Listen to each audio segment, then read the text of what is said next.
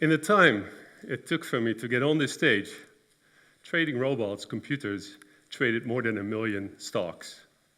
Is that a good thing? So we'll talk about the technology to exchange stocks or securities. This is something that matters, okay? And to make that point, I'd like to take you back in time, a couple of centuries. This country, Holland, had produced the technology, had developed the technology to build these giant ships that could sail beyond the Mediterranean to destinations the world over, really. It was the onset of the golden age, the golden century, lots of prosperity, lots of growth, lots of wealth created, and citizens benefited. But there was another important technological innovation. People forget. Finance. Think of it. Would you put up the money to fund this giant ship? You wouldn't even know if it would make the destination. And if it did, would it come back with a cargo load in one piece? Lots of money, lots of risk. So the innovation, the technological innovation here, was to let people buy a share, literally a share of that expedition, right? You buy a share, your neighbor buys a share, somebody else buys a share, and you share the risk. That enabled these companies, in this particular case, this shipping company, to fund itself and create those ships. You participated through your share. Now, not only could you buy that share, you could also sell it back, and then you get the cash back. And there was always somebody at what is called the stock exchange, share exchange. And this was another innovation. By some accounts, Holland, Amsterdam had the first one. This is a picture I took with me from the Amsterdam Museum that shows that exchange, 17th century. Somewhere in the middle is a hoekman, a specialist, who would be there for you to buy a share. He would quote you the ask price. Right? You can buy that share at the ask price. If you change your mind, you come back with that piece of paper, you could sell it back to him and you get the bid price. Of course, there's a difference between the two because the hoekman needed to make a living. But ideally, for us, trading, we would like to have that distance be zero, right? That we can transact these securities at zero cost. That bid-ask spread is a standard measure of the quality of securities markets. This floor market operated that way for centuries. And it was only maybe a decade ago that the New York Stock Exchange operated a floor market with some human, a specialist, being ready there for you to trade. Today, however, there's been a revolution. Markets, securities markets, stock exchanges have changed dramatically due to technology.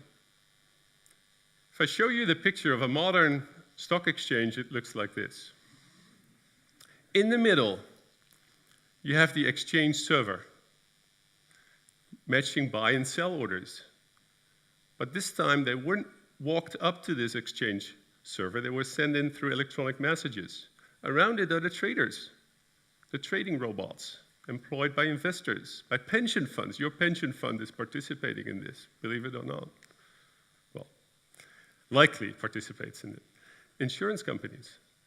So all of these computers send their buy or sell orders into that middle computer, the exchange server, and it's matched, and securities or shares change hands.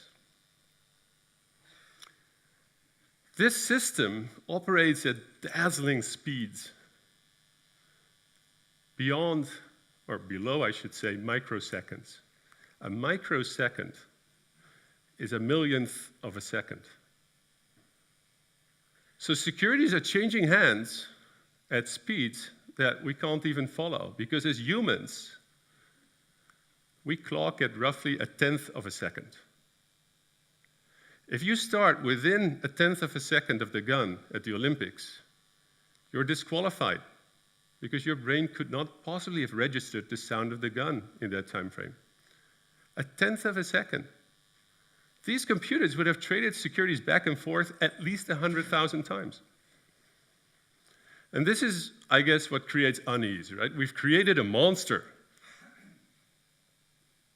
We've created a monster. There's these ownership of public companies transfers at speeds that no human can follow.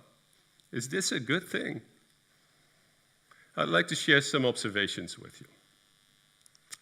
First is, and I like to emphasize, because it's forgotten in the debate about electronic trading, is there's a huge benefit here. In any industry, if you replace humans by robots, it's cheaper. Think about car manufacturing, phone manufacturing, really any industry. So why not this industry, right?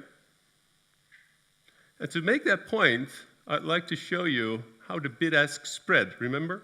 Difference between the ask and the bid quote, how that developed through time. So here is the most active US stocks trading in the 20th century. Yeah, I brought the entire century with me. It's roughly, relatively speaking, the distance between the ask and the bid quote is half a percentage point, maybe a full percent, somewhere in that range. Until in the 90s, it starts coming down, right? All the way to your right, you see that it's clearly tailing off. And that's the time where the US exchanges, stock exchanges, started to become electronic. If I bring this into the current century, the graph looks like this. And essentially, the bid-ask spreads keep coming down. Important, the stock markets, securities markets, exchanging securities become a lot cheaper. But there's concerns. The first concern people have is maybe there's too much volatility. Well, volatility, what's that? That's a difficult term. In finance, volatility is essentially the degree to which prices move. If the company that you own a share of just produced earnings, just released earnings reports that are way below your expectations, maybe the product didn't sell as well. You don't want to pay as much for the company as you used to, right? So the stock price or the share price should fall. And that's all good, because share prices should reflect the value of a company. That helps allocating capital. But if these stock prices move without a reason, without any fundamental information being revealed, that cannot be good. That's creating risk without any return. To make that point, I thought about this a little bit. To make the point, I designed this, what I call uh-oh slide. All right? So here in September 19th, 2002, United Airlines filed for bankruptcy. They handed in the paperwork to the US government. They were bankrupt. And that happens. Companies can go bankrupt. Fine. A couple of years later, September 6, 2008 to be precise, somebody scanned that document, put it on a web page. Google News picks it up. Bloomberg picks it up. Bloomberg, think about that as a Google News for finance professionals. And then the company's stock tanks. Within a minute, it fell from $12 to below $4. Two-thirds of that company's value had disappeared. Two-thirds had disappeared. But to come back 1 or 2 hours later, look at it. 2 hours later, we're trading at the same price levels. $11, almost the same price levels. So that spike here in prices was not related to fundamental news. In fact, the computers thought, most certainly the computers used a textual analysis to quickly read that, scanned document, essentially. And they figured out this airline is bankrupt, but it wasn't, because humans probably realized that, hey, this is old news. They read the date and traded it back to its value. And that's the type of volatility we don't like. That's risk. We don't like that. Another concern, another important concern about these electronic markets is that maybe there is a wasteful, from a societal perspective, there's a wasteful arms race going on. These trading robots just want to be quicker than the others. And here is an example. This is, looks like a beautiful picture, no? Could be a Dutch landscape. There's a farm there, a couple of trees, some grasslands, and a beautiful big sky. Well, it's close. It's not Holland, it's Belgium. Houten, to be precise. But of course, the salient part of this picture is the tower that's right in the middle. That tower is almost as high as the Eiffel Tower. It was built by the US Army in the 70s. It was sold to the Belgian government early 2000s. And the Belgian government put it up for sale at the end of 2012. They hoped to get 400,000 euros for it.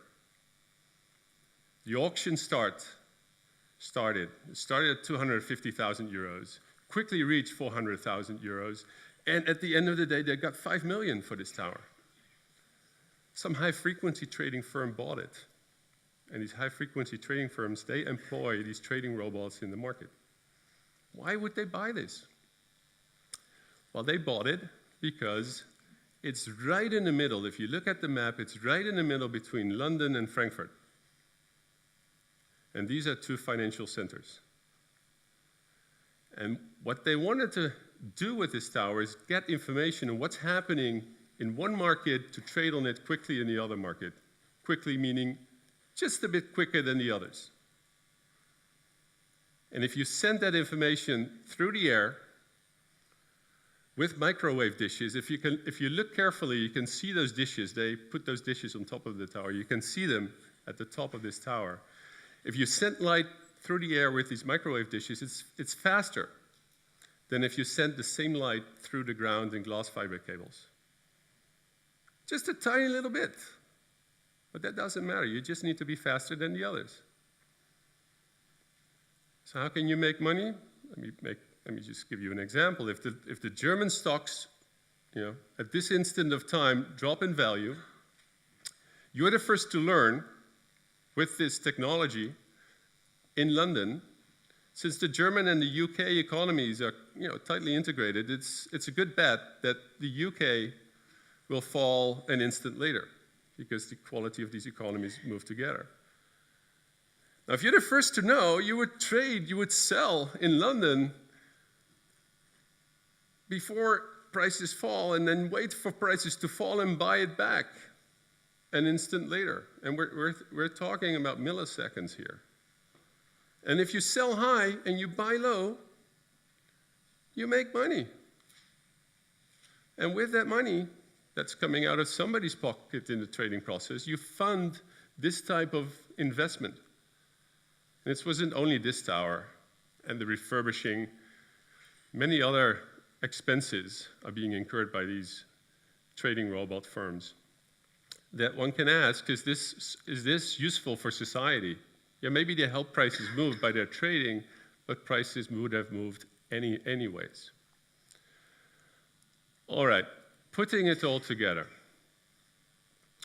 I believe that the way the securities markets work today, with these trading robots and everything electronic, is a better place, a much better place than the old days when there was human-intermediated floor markets.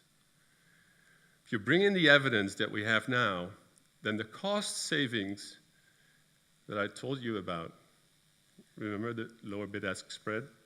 Those cost savings far outweigh the potential concerns people have. And these cheaper securities markets, they help good companies to grow